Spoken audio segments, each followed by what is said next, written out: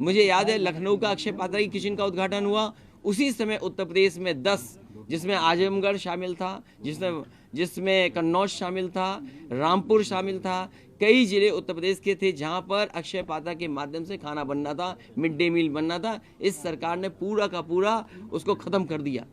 किताबें ये नहीं बांट पाए, ड्रेसेस ये नहीं दे पाए, जूते ये नहीं दे पाए, मोजे ये नहीं दे पाए, और जो पढ़ाई कर रहे हैं बच्चे वो केवल दलित और पिछड़े वर्ग के हैं, और जो संपन्न लोग हैं वो प्राइमरी एजुकेशन छोड़ के जा चुके हैं। जहां तक पुलिस की भर्ती का सवाल है, जितनी साफ सुथरी पुलिस भर्ती समाजवादी सरकार में हुई उतनी कभी नहीं हो सकती थी, लेकिन हमारे पिछड़े और दलित भाई नौजवान याद रखें, समाजवादी सरकार में मेरिट से भर्ती हुई थी, और जो रिजल्ट बना था वो पहले की आरक्षण व्यवस्था के हिसाब से रिजल्ट बना था। लेकिन जैसे ही भारतीय जनता पार्टी की सरकार आई, इन्होंने आरक्षण व्यवस्था को बदल दिया, जिसके कारण जो पिछड़े वर्ग के और दलित नौजवान जनरल में नौकरी पा गए थे, इनकी व्यवस्था बदलने से उन नौजवानों की नौकरी छीन ली गई। अगर ये दावा करते हैं कि 1 लाख इतने नौजवानों को दिया गया, तो याद रखिए पिछड़े और दलित भाइयों, जो आरक्षण आपको मिलता था उस आरक्षण की वजह से हजारों हजार और लाखों लाख नौजवानों को नौकरी से बाहर कर दिया। मुख्यमंत्री का सवाल ये है कि 90 किलोमीटर उन्होंने मेट्रो चलाई है। देखिए, जो सदन में बोला जा रहा है मुख्यमंत्री जी के माध्यम से, वो झूठ बोला जा रहा है। लखनऊ की मेट्रो वहीं तक जाती है और वापस आ जाती है। कानपुर की मेट्रो भी समाजवादी सरकार में शुरू हुआ था। आपकी आगरा की भी समाजवादी सरकार का ही डीपीआर और सब कुछ तैयारी कर दी थी। तो ये सरकार काम रोकने वाली सरकार है। इनसे पूछिए कि आपने कौन सा बड़ा फैसला काम कर करके दिखाया है। ये समाजवादियों के ही एक्सप्रेसवे बने हैं, जिसकी वजह से आज उत्तर प्रदेश में दिखाई दे रहे हैं, और दावा ये करते हैं कि नेशनलिस्ट हैं, राष्ट्रवादी हैं। अरे हम खुद सैनिक स्कूल से पढ़े, मिलिट्री स्कूल से पढ़े, हम राष्ट्रवादी नहीं हैं। हमने देश का सड़क पर उतार दिया ऐसा हवाई जहाज जो एयरफोर्स को इमरजेंसी में या समय होगा उस समय काम आएगा। मुख्यमंत्री ने कहा प्रदेश के विकास में सबको साथ आना चाहिए। आपको ग्राउंड ब्रेकिंग सेरेमनी में आमंत्रित किया है उन्होंने। देखिए, मैं इसलिए नहीं जाना चाहूँगा, हमारा जो इंडस्ट्रियल पॉलिसी थी, ये बताएं कि पहले की इंडस्ट्रियल पॉलिसी से इन्वेस्टमेंट ज़्यादा आया है कि इनकी इंडस्ट्रियल पॉलिसी से इन्वेस्टमेंट ज़्यादा आया। उदाहरण के लिए इन्होंने कहा कि बुंदेलखंड में सोलर एनर्जी का एक बड़े पैमाने पे काम शुरू होगा। अगर सोलर एनर्जी पे काम होना शुरू हो रहा है तो सरकार की योजना क्या है और बजट के लिए पैसा क्या है?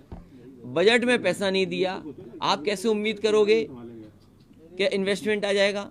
दूसरा, जिसमें करोड़ों करोड़ गरीब चलते हैं, समाजवादी सरकार में बस स्टैंड बनना शुरू हो गए थे। नए मॉडर्न बस स्टैंड कैसे बने? ये सरकार एक भी बस स्टैंड आलमबाग के बराबर का नहीं बना पाए, वो भी उदाहरण है।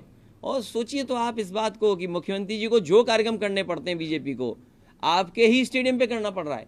जो लोग कह रहे हैं नाम से शिकायत है, हमारे मुख्यमंत्री जी को यही नहीं पता है कि समाजवादी पेंशन समाजवादी पार्टी की नहीं थी, वो समाजवादी पेंशन महिलाओं के लिए थी। और समाजवादी शब्द इसलिए है क्योंकि वो हमारे संविधान में है।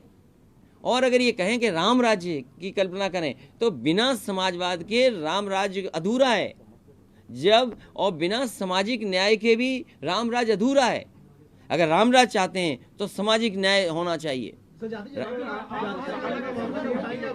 सरकारी नौकरियों में आरक्षण को लेकर आपने सवाल उठाया, ये उन्होंने लोहिया को पढ़ा नहीं है।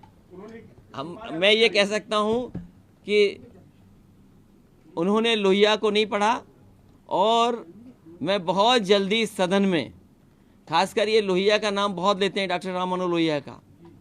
मुझे याद है एक भारतीय जनता पार्टी का नेता हमें किसी का निमंत्रण का कार्यक्रम में बुलाने के लिए आए थे। जब उनका मैंने निमंत्रण का कार्यक्रम देखा और वो जब कार्ड देखा मैंने उनका, तो मैंने कहा किताब हमारी भी लेते जाइए। मैंने उन्हें लोहिया जी की हिंदू बनाम हिंदू किताब दी थी। मुझे लगता है बहुत जल्दी नेता सदन को डॉक्टर राम मनोहर लोहिया की किताब वो भिजवानी पड़ेगी। समाजवादी पार्टी इस पक्ष में है कि जाति जनगणना होनी चाहिए।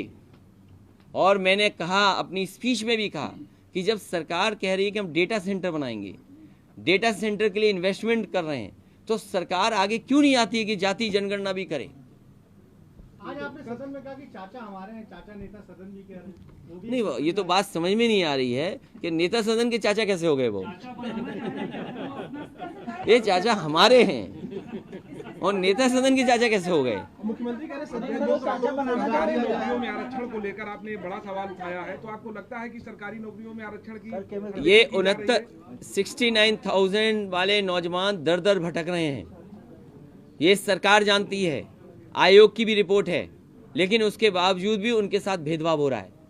जो उन्हें संविधान से अधिकार मिला है आरक्षण का, उसके साथ खिलवाड़ हो रही है। और मैंने ठीक कहा और उसका उदाहरण दिया मैंने कि जिस समय समाजवादी सरकार में पुलिस में मेरिट पे भर्ती हुई थी, उस समय नौजवान भर्ती हो गए थे बड़े पैमाने पे, रिजल्ट हाई कोर्ट रुक गया था। जब रिजल्ट डिक्लेयर किया गया तो आरक्षण की व्यवस्था बदल दी, जो बच्चे जनरल में चले गए थे, पिछड़े और दलित, उनको निकाल दिया गया था।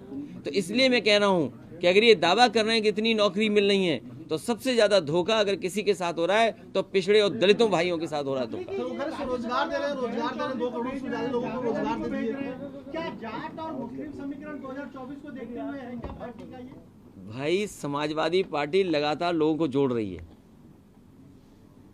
सर वो बोले 2 करोड़ से ज्यादा रोजगार दिया जाए, 2 करोड़ से ज्यादा रोजगार, स्वरोजगार वो कागज निकालो जो भर्ती लीक हुए पेपर यार, 2 करोड़ से तो कहीं हो रोजगार और स्वरोजगार घर घर पेपर क्या। देखिए, वो बजट की बात है, लेकिन अगर आप बजट में देखोगे, बजट में क्या इंतजाम है, लेकिन जितने पेपर लीक हुए हैं आप कल्पना नहीं कर सकते इतने पेपर लीक हुए होंगे सरकार में। और एसआई की भर्ती तो खुली चर्चा में है। बताओ, 100 से ज्यादा लोग पकड़े जा चुके हैं, गिरफ्तार हो चुके हैं।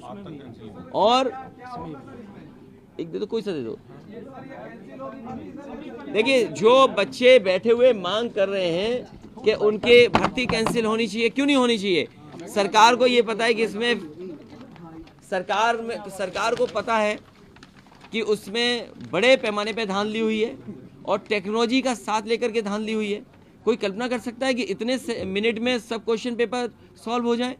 पूरे मिली भगत थी सबकी। जो इंस्टीट्यूशन में जहाँ पर परीक्षा हो रही थी वो मिली हुई थी इंस्टीट्यूशन, जिसने सॉफ्टवेयर क्रिएट किया वो मिली हुई थी, और लगता है सरकार मिली हुई थी, इसीलिए इतनी बड़ी धांधली संभव थी। बताइए, एसआई की भर्ती में लोगों ने कम समय में सब क्वेश्चन कर दिए, वो बात तो सामने आ गई। हो जाने कितने लोग गिरफ्तार हो चुके। आप बताइए, दरोगा भर्ती पेपर लीक, यूपीपीसीएल की भर्ती पेपर लीक, यूपीएसएससी के लोएस्ट सबऑर्डिनेट की paper leak, tubewell operator paper leak, UP आरक्षित नागरिक पुलिस की पर्चे गलत बटे, ग्राम विकास अधिकारी में धांधली हो गई, प्राइमरी स्कूल सहायक के रिजल्ट के बाद धांधली के आरोप, यूपी एसएससी में जो paper leak, UP TET paper leak, forest guard परीक्षा रद्द। कितनी लीक हुए, कितने पेपर आउट हुए, इसका कोई जवाब सदन नेताजी के पास नहीं है।